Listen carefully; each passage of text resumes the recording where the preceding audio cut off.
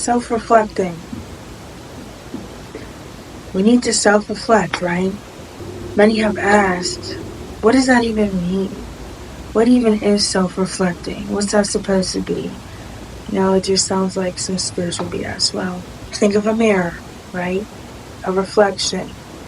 So if you're self-reflecting, you're looking at yourself and you're bringing to light the dark parts of yourself, things that you need to work on. When we get into spirituality, light working, things of that nature, we're always talking about the light. Be the light. Be positive. And we're just supposed to be that all the time. But that's just not reality. We have a light side and we have a dark side. What we need to do is find that balance. For example, we are to be selfless and not to be so selfish. Be there for others, help others, right? But at the same time, we can't be a rug to be stepped on all the time. We can't help people who don't want to help themselves. And so we create boundaries. We also don't enable people, right? So that's where you have that balance. You're humble. You are helpful. You are selfless.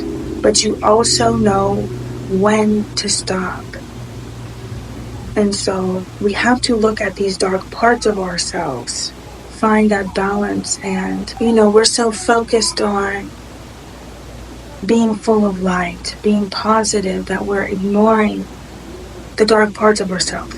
Darkness is not always bad. Darkness does not automatically equal evil. It just depends on how you handle it, what you do with it. So we need to comprehend and understand the dark parts of ourselves. The hidden parts of ourselves that we've not discovered. If we are that rug, we do allow people to take advantage of us because of some sort of fear inside of us. We have to look into that. Anything that we fear, we have to look into. If we have negative emotion, anger, sadness, we have to look into that. That's a dark part of ourselves. So, the most basic thing to start with that we need to do is, of course, taking accountability. You cannot move on with self-reflection, and you cannot get better, have better, do better without being able to take accountability. Of course, you hear all the time, it seems like common sense, but it's a very commonly missed step. When we don't take accountability, we deflect. That's the complete opposite of what we're trying to do. Sometimes people do project their stuff onto us, but that's not all the time. You have to be able to have discernment and identify when they are just projecting their hurt onto us, and when they're telling us some real stuff like, hey, you're not doing this correctly, or you hurt my feelings doing this. You shouldn't really be doing that. They might not deliver the message in the most gentle way. Sometimes people might insult you. Sometimes people are rude and buttholes. But sometimes you have to look past that and see what they're actually saying. Sometimes, for some of us, it doesn't matter how somebody says something. But, we don't want to be wrong. We can't cope with the idea that we've hurt somebody, that we've done wrong because we've been hurt, because we try so hard every day to make the best of our lives. That's what most of us do, right? And so keep that in mind and have that grace when dealing with other people. And so when we can't accept that criticism, we deflect. Or we say, oh no, I'm not doing that, or you're doing this. What about you? Well, If you feel some type of way about something somebody has done, you bring that up another time or bring that up afterwards. But it's okay to make mistakes. It's okay to know and acknowledge that you could have hurt somebody, or that you made a wrong choice, or that you also contribute to the pain of other people. We all do it. We all do it, whether it's intentional or unintentional. But we have to accept when we do wrong. Because while we're worried about not being wrong and being right all the time, or sitting in that thought that we're not hurting other people, it's other people that are hurtful. We're hurting more people. We're causing the same people more hurt in the process, and we're hurting ourselves. We self-sabotage. We're sabotaging our connections with people, meaningful connections. You might sabotage your job, your business, your children, your own peace and joy. You take accountability for what you've done. Always listen, even if you don't agree with something somebody says, even if you don't think they're right. The least you can do is listen and think about what they're saying, and then you make your decision. It's okay. It's okay. Don't be afraid to step up and say, you're right. Sometimes it's good to be wrong. It can be very great to be wrong sometimes. Right? When there's a negative thing that we think that we feel about somebody or a situation, you don't want to be right about that all the time. If it helps somebody you love to feel loved and cared about, to move forward, for yourself to move forward and progress, and have some more favor on your life, sometimes you got to be wrong, and it's okay. There's nothing to be ashamed of. You got to put down that pride and that ego. And it's a win-win situation. But don't be too hard on yourself. Be able to accept it. Repent. Ask for forgiveness. Make the change. And then you move on. Because we're all here learning. We're all here making mistakes. Nobody is excluded. Nobody. Pray. Whatever praying looks like to you, talking to the Most High, you pray. That always helps.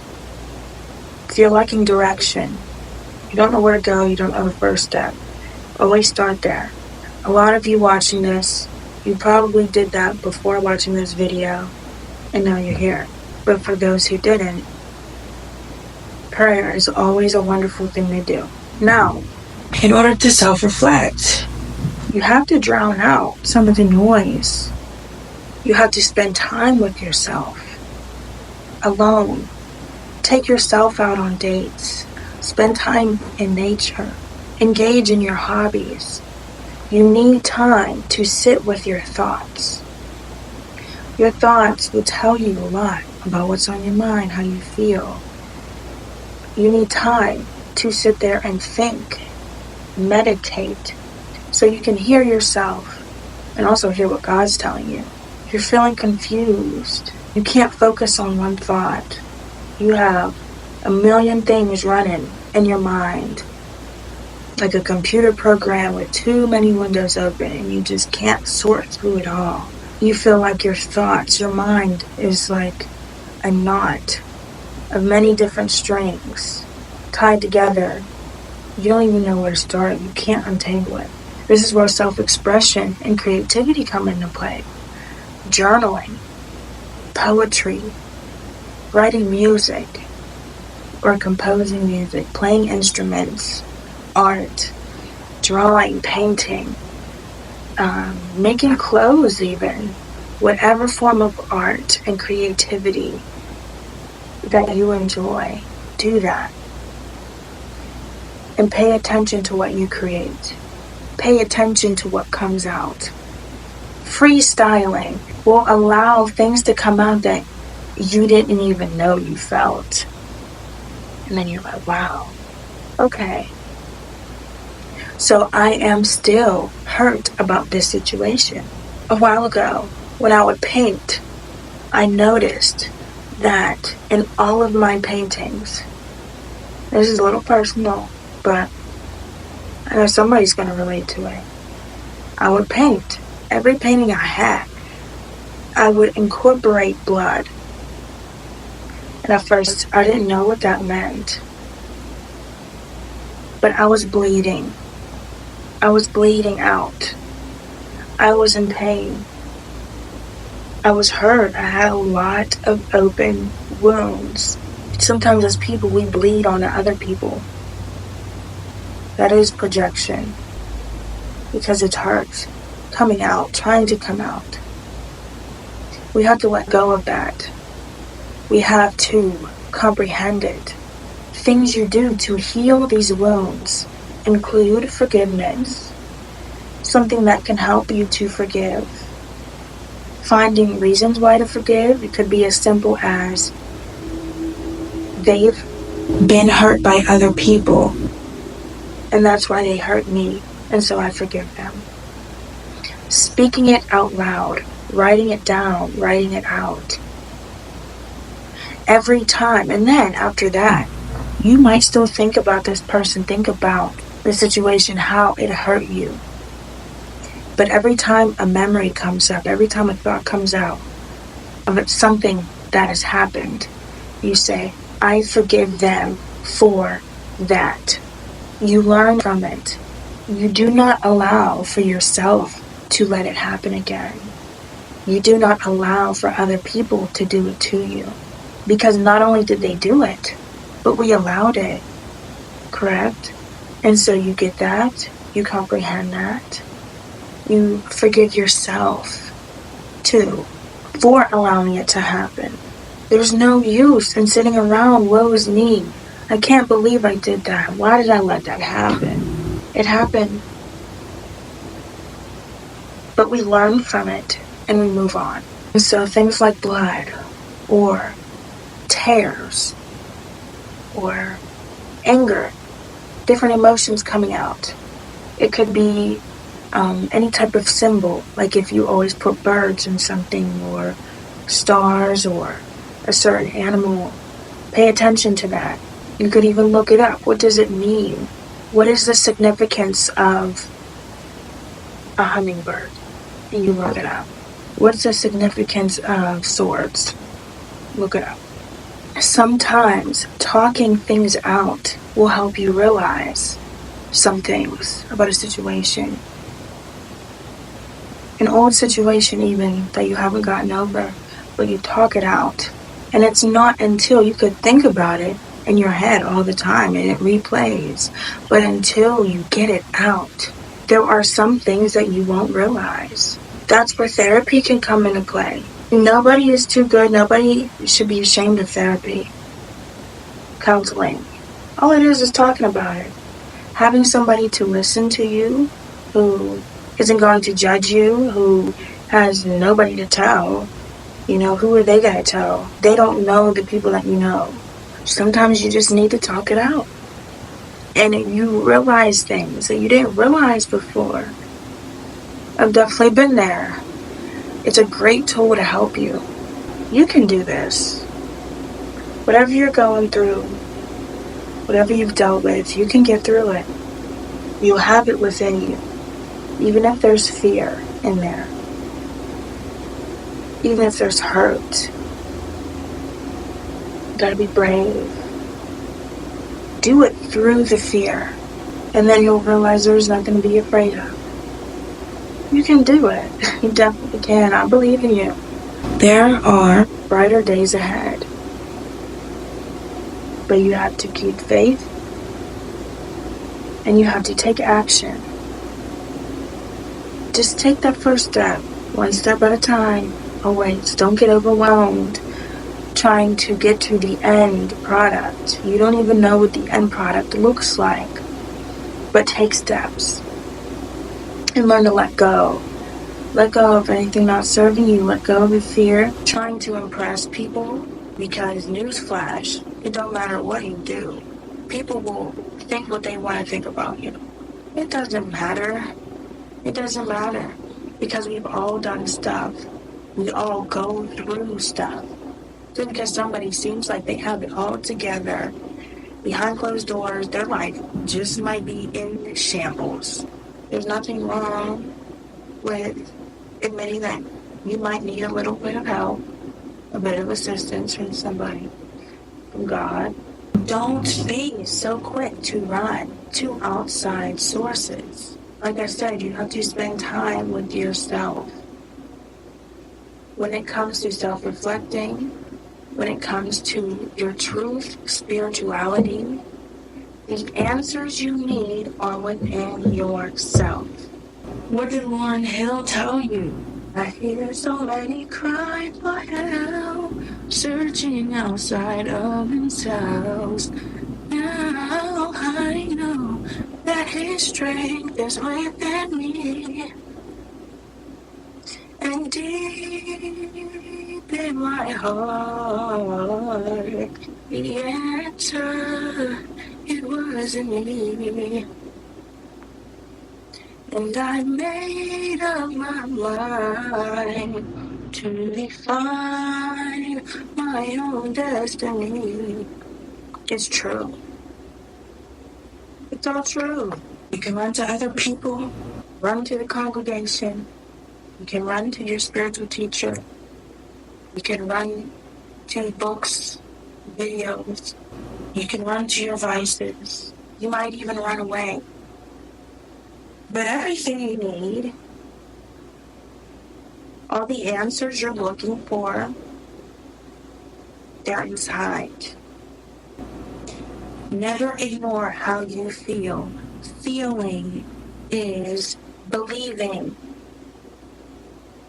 It's natural and it's spiritual. Natural because our bodies are equipped with survival skills to sense our environment. Not only just animals.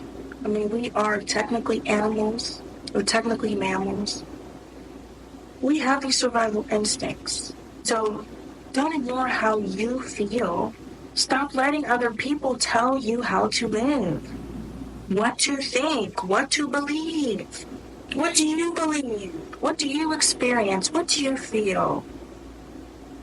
The church, the Bible are wonderful tools, but they are just that, they're tools. Most High told us not to put anything above them.